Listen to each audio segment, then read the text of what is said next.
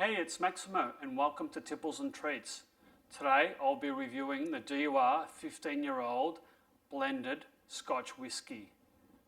Join me.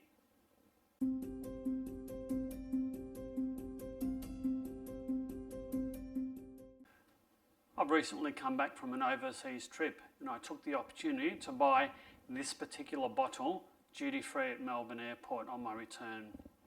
This is a Dewar's 15-year-old blended Scotch whiskey. The Dewar's 15-year-old is one of the world's most awarded whiskies. That's what the blurb says anyway. It says that the Scotch whisky's unique taste combines malt and whiskey with toffee, floral and rich honey flavours. Well, there's only one way to find that, and that is to try out this sucker. Now, I tried to do a bit of research on this and there's not really that much information available. I'm not really sure where it's blended from. All it says is it's a choice of malt whiskies and fine grain whiskies that are aged separately in oak casks for a minimum of 15 years. Now, it doesn't say which distilleries that the source of this blended Scotch whisky comes from, other than that all the whiskies are blended together and married to create a unbelievably smooth whiskey. So this could really be coming from one of five of Dewar's distilleries that they own. This is a 1 litre bottle. It's 40% alcohol by volume, and I paid $98 for it, Australian, duty free. It comes in a quite delightful box. It's sort of an embossed box. Sad to be getting rid of it, but anyway. And the bottle is slightly embossed as well.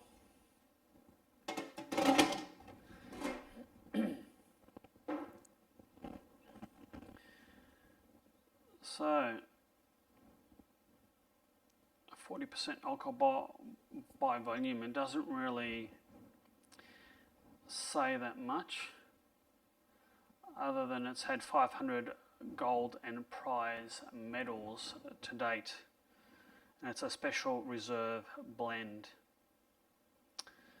So, only one way to find out what this is like, and that's to open it. Now, incidentally, I did do a recent review on whether it was still worth buying spirits duty-free in Melbourne in 2024. So look out for that video review as well. All right, I shall crank this open. Oh, nice little satisfying pop of the cork, and it is a cork.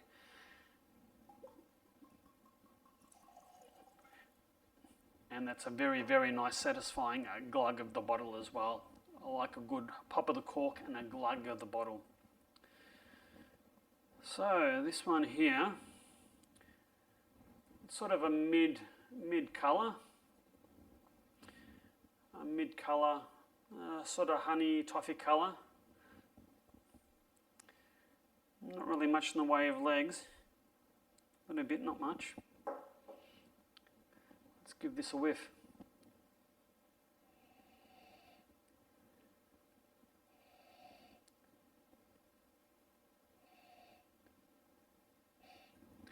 It sort of appears a bit thinner, doesn't it? Maybe a bit thinner. It certainly has florally delicate nose. The tasting notes say the nose is subtle with aromas of malt, honey, oak, floral and light fruit and a very light smoke. Oh, I can't get the smoke, but I can certainly get the honey and the fruit. And showing a little sherry cask influence. There's some slight nose burn present too. Perhaps not my nose. Let's give this a try.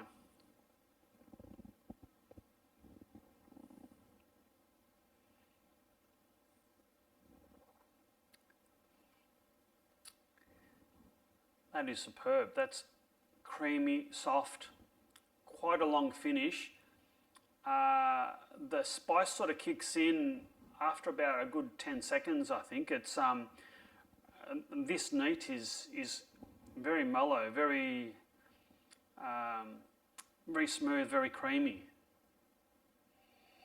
And the tasting notes say most of the mouth action was from the mid-palate towards the back, and that's true. The flavours subtle with light notes of floral and oak. Yeah, maybe the oak, maybe sort of the woodiness. Certainly there's some floral and fruit colours in, flavours in here.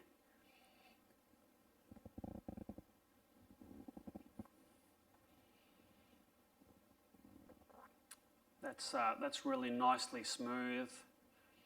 It's quite well.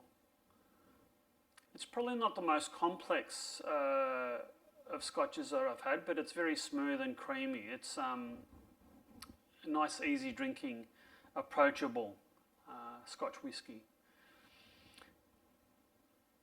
The tasting notes say that the finish is short to medium in length and continues the overall feel of the softness with some warming at the very back of the mouth with light vanilla and oak. Yep, certainly the warming is delayed by quite a few seconds, and it's sort of towards the back of the palate rather than the front.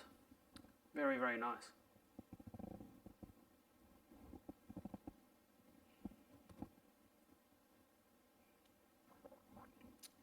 It sort of coats the whole mouth with a nice, smooth, oily goodness. I'm eager to try this with some ice, so let's stick some ice in here and see what it's like.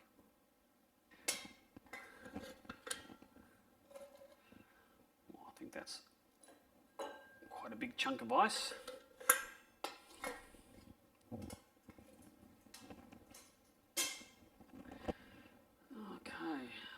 Give this a bit of a swirl, get some of that ice melting, and hopefully release some of the soluble oils in the scotch.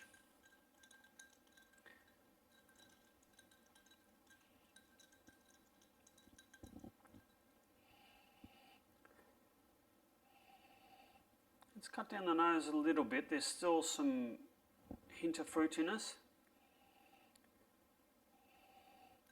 Maybe it's brought out the oak a little bit. Eager to try this.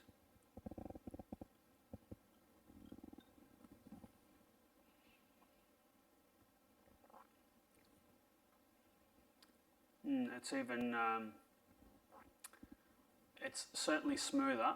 I think it's cut down the initial creaminess, but it's also cut down the spice or bite from the mid-palate, and it's perhaps shortened the finish somewhat, but I think the ice has made this into a overall smoother, if perhaps lighter scotch. So this is certainly easy drinking. This will be down without too much trouble whatsoever. For the price, $98 for a litre, I think it's pretty good value. I certainly would have this again if I see this at a reasonable price somewhere.